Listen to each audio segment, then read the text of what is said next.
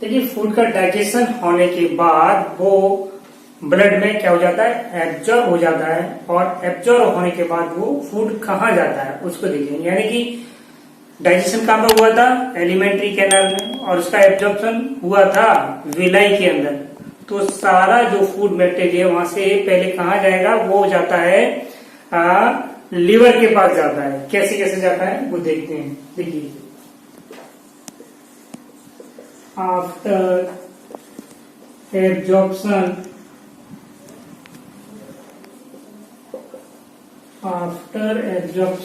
Of food क्या होता है, तो फूड का एब्जॉर्प्शन कहां पर हुआ था, विलाई में। विलाई कहां पे है, इंटेस्टाइन में। फूड का एब्जॉर्ब, इसका एब्जॉर्ब होने के बाद पोर्टल वेन के थ्रू, पोर्टल वेन के थ्रू फूड जाता है लिवर में। लिवर में इसका क्या होता है, मेटाबॉलिज्म होता है। यानी कि उसके अंदर ग्लूकोज ज्यादा है तो लिवर क्या करेगा, उसे ग्लाइकोजन में कन्वर्ट करके उसको स्टोर रख लेगा, ठीक है ना। और फिर वहां से वो जाएगा हेपेटिक वेन के थ्रू,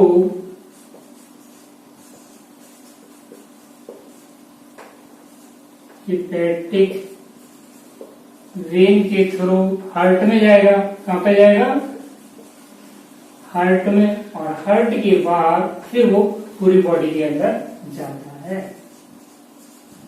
यानी कि फूड का एब्जॉर्प्शन विलाई में होगा, विलाई से वो लीवर के पास जाएगा। कौन लेके जाएगा, पोर्टल वेन लेके जाएगी, ठीक है ना।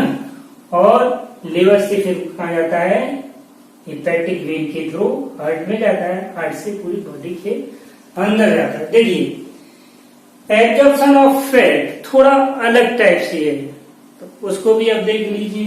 Absorption of fat,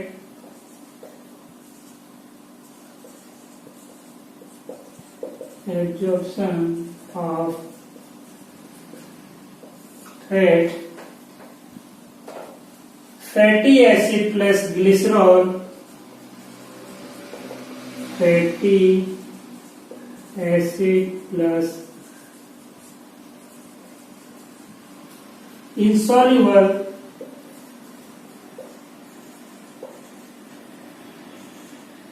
cannot absorb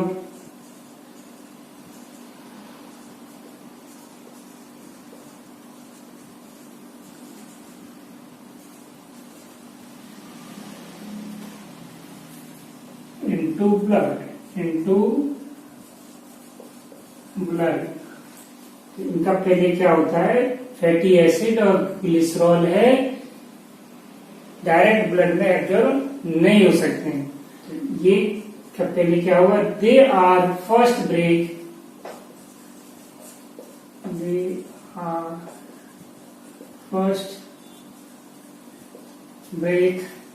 into small droplets, into small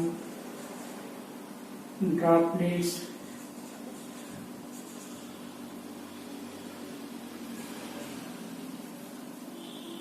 called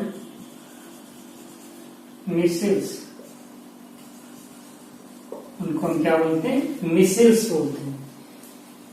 अब ये measles which move into the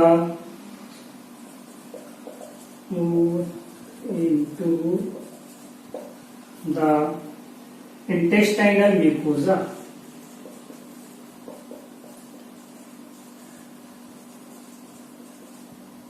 यानी जो मिसल्स होती है वो फिर कहां पे मूव करते हैं, इंटेस्टाइनल म्यूकोजा की तरफ। They are reformed,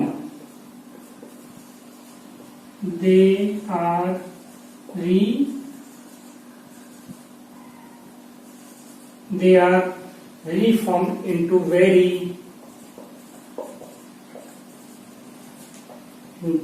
very small protein coated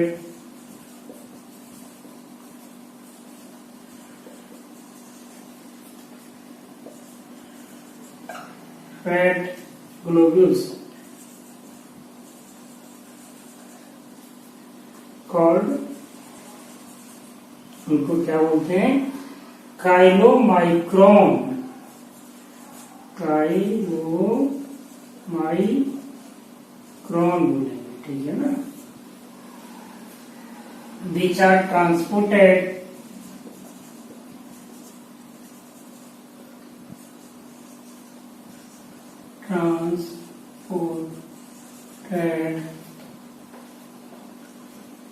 into the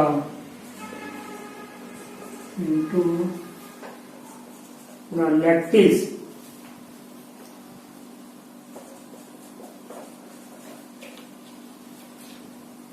और लैक्टिल्स के बाद वो कहाँ जाएंगे, ब्लड स्ट्रीम में।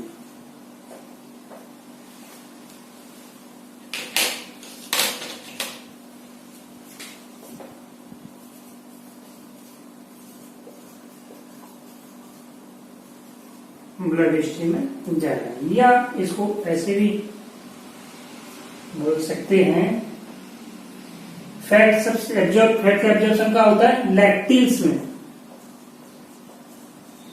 लैक्टिल्स में, वहां से वो जाता है लेफ्ट थोरेसिक डक्ट में, लेफ्ट थोरेसिक डक्ट में, और लेफ्ट थोरेसिक डक्ट से जाता है लेफ्ट सबक्लेवियन वेन में, लेफ्ट सबक्लेवियन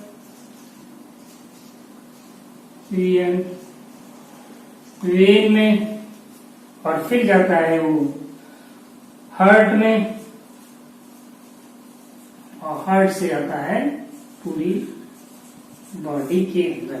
ये वाली चीजें थोड़ा भी आपकी समझ में नहीं आएगी, जब मैं आपको सर्कुलेटरी सिस्टम पढ़ाऊंगा ना तब ये चीज समझ में आएगी। यानी कि अभी आप ये याद कर लीजिए कि जो फैट का एब्जॉर्प्शन होता है वो कहाँ होता है, लैक्टिल्स में, ठीक है ना। चलिए अब देखते हैं caloric value.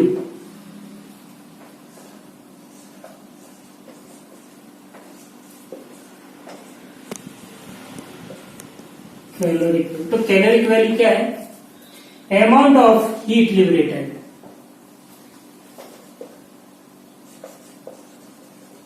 amount of heat liberated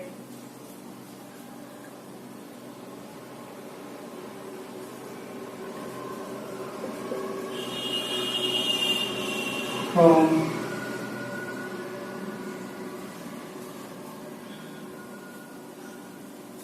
complete combustion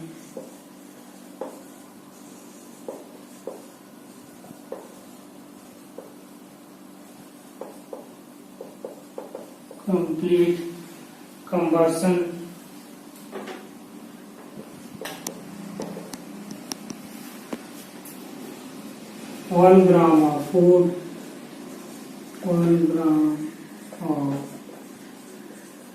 food is called gross calorific value. Gross calorific value.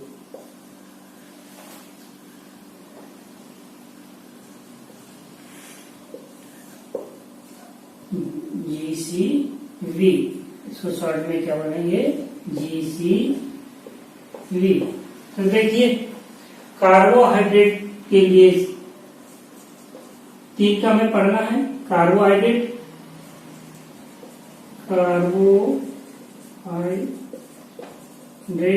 इसके लिए इसकी ग्रॉस कैलोरीफिक वैल्यू है 4.1 और प्रोटीन के लिए है, प्रोटीन के लिए कितनी है 5.65, फैट के लिए है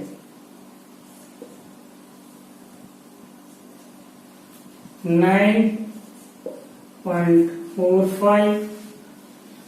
इसके बाद जो अगला हमारा टॉपिक है वो है एसिमिलेशन। एसिमिलेशन क्या है? जो फूड हमने खाया, डाइजेस्ट हुआ, डाइजेस्ट होने के बाद वो फूड कहाँ पे पहुंच गया?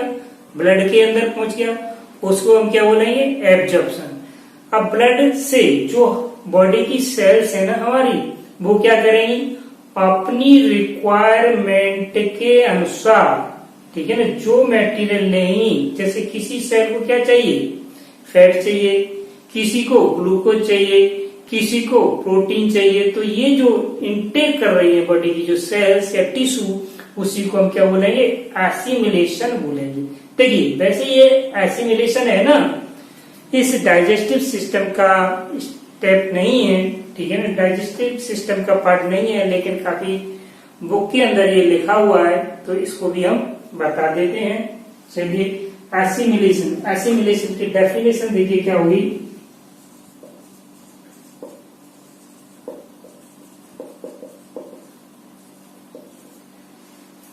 The absorbed food substance, the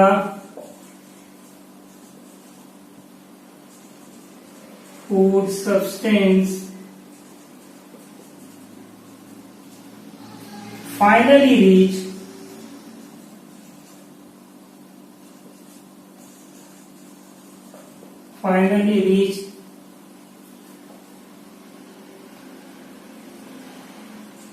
to the tissue which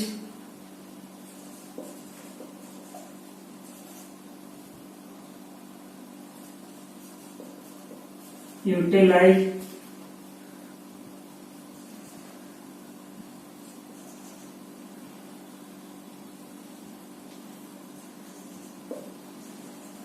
them for their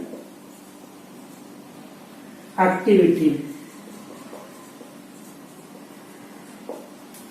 is called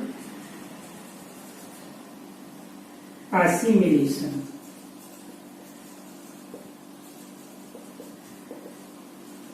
यानी कि assimilation क्या है? The absorbed food substance finally reach to the tissue, tissue के पास पहुंचता है, और ये tissue which utilize them for there activity, अपनी एक्टिविटी के लिए। जैसे किसी टिश्यू को एनर्जी की जरूरत है, ठीक है ना, ग्लूकोज लेगा, उसको एनर्जी में कन्वर्ट कर लेगा, ठीक है ना। देखिए अगला जो टॉपिक है हमारा डाइजेस्टिव सिस्टम का, वो है इजेशन, या उसको हम बोलते हैं डिफिकेशन, ठीक है ना। जो भी खाया पिया उसको एब्जॉर्ब हो गया, और वो जाकर के जो बाकी जो कुछ बचा है जाकर के रेक्टम में क्या हो जाता है? उसका कलेक्शन होता रहता है, इकट्ठा हो जाता है, और उसको जो बाहर निकालते हैं उसी को हम क्या बोलते हैं? इजेशन, ठीक है ना।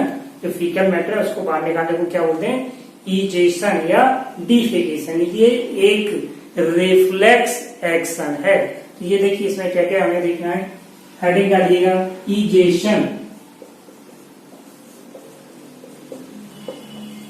इजेशन। दूसरा इसका नाम होगा defecation, defecation.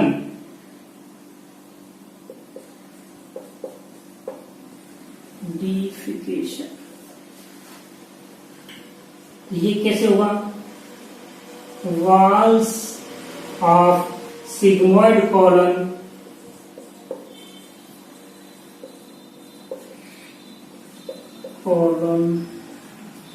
and rectum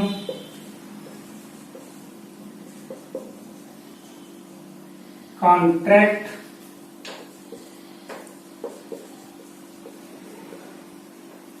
and relaxation of anal sphincter।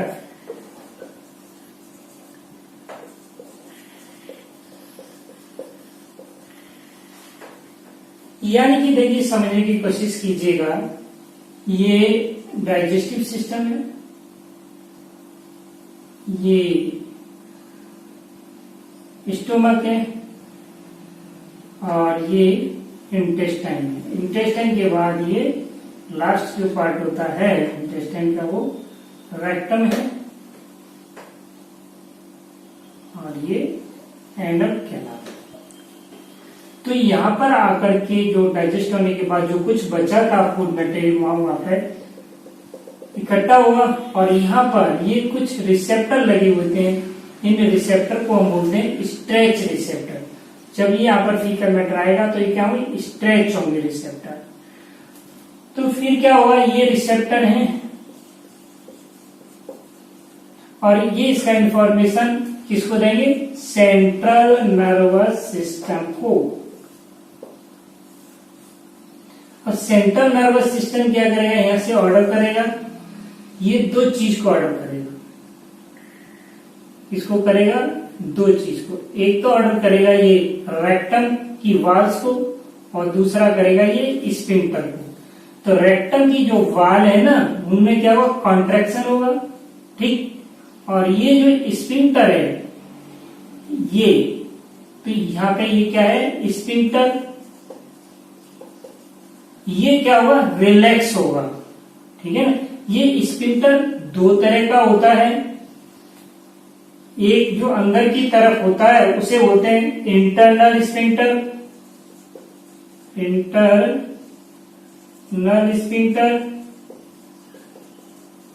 और जो बाहर की साइड है, आउटसाइड है, उसे हम बोलते हैं एक्सटर्नल स्फिंक्टर। ये जो इंटरनल स्फिंक्टर है ये इनवॉलेंट्री होता है। कैसा होता है, इनवॉलेंट, यानी कि इनवॉलेंट्री, हमारे कंट्रोल में नहीं है, हमारे कंट्रोल में नहीं है, ठीक है ना। जब नर्वस सिस्टम बताऊंगा ना तब बताऊंगा। अभी आप इनवॉलेंट्री क्या होता है, जो हमारे कंट्रोल में नहीं है। और ये क्या होता है, एक्सटर्नल स्फिंक्टर, ये वॉलेंट्री होता है।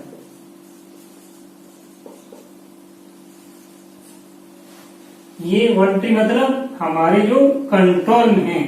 तो जैसे ही ये इसकी वॉल्स कॉन्ट्रैक्ट करेंगी तो ये इंटरनल स्फिंक्टर यानी कि ये रिलैक्स होगा, ये भी रिलैक्स होगा और जाकर के फीकल मैटर यहां से बाहर आएगा। इसी को हम क्या बोलते हैं, डिफेकेशन।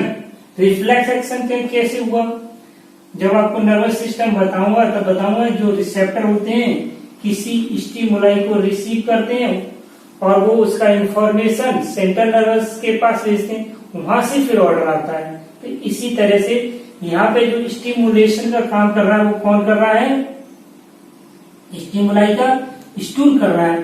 और रिसेप्टर कौन है, ये स्ट्रेच रिसेप्टर है।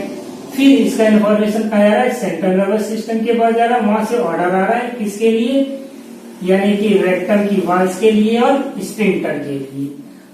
अगर the reflex action defecation delayed हो जाए, अगर याद कर लीजिएगा, डिफिकेशन डिलेड, तो द रिफ्लेक्स एक्शन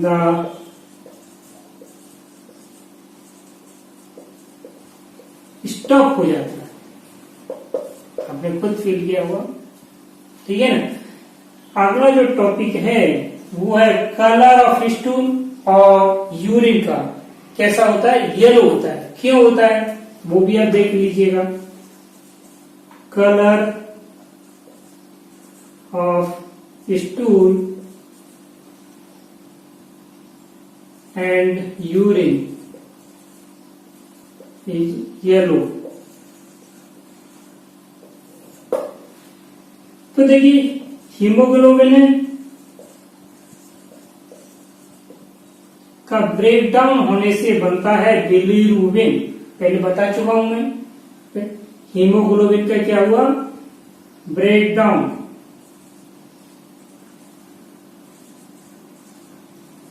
और आपका बना बिलीरुबिन।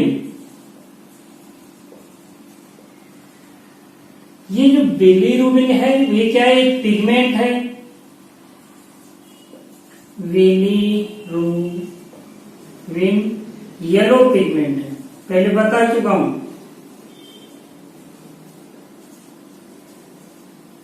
याद करने के लिए भी बता चुका हूं, ठीक है ना। और ये कन्वर्ट हो जाता है, ये बनाता है स्टर्कोबिलाइन। स्टर्कोबिलीन,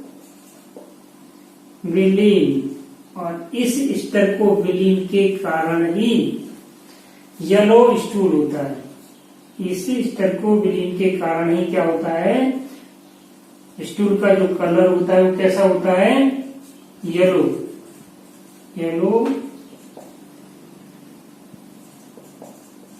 स्टूल।